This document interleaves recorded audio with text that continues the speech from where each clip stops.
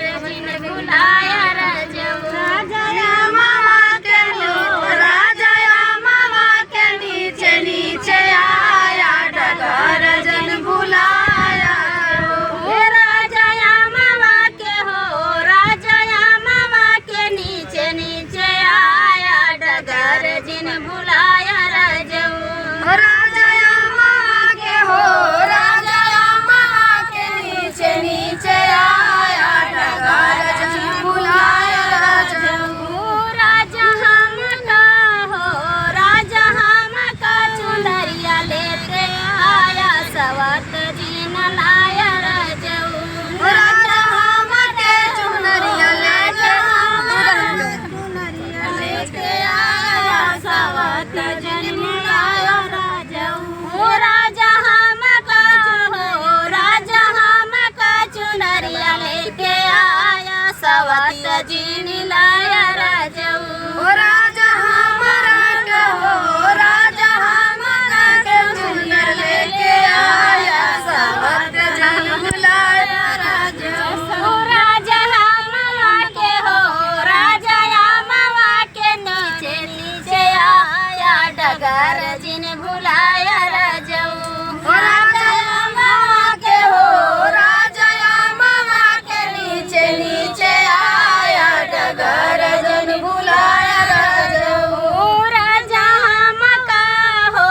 राजा हमके गयनवा लेते आया सवत जिन लाया रजऊ राजा हमका हो राजा हमके गयनवा लेते आया सवत जिन लाया रजऊ राजा हमका हो राजा हमके कंगनवा लेते आया सवत जिन लाया रजऊ राजा हमके हो राजा हमके कंगन लेते आया सवत जिन लाया रजऊ राजा मामा के हो सैया मामा के नीचे नीचे आया डगर जिन भुलाया रजऊ मामा के हो राजा मामा के नीचे नीचे आया डगर जन भुलाया रजऊ राजा हमका हो राजा हमका झुलनिया लेते आया सवत जिन लाया रजऊ राजा हमके झुलनिया लेके आया सवत जिन लाया रजऊ राजा हमका हो सैया हमके झुलनिया लेके आया सवत जिन लाया रजऊ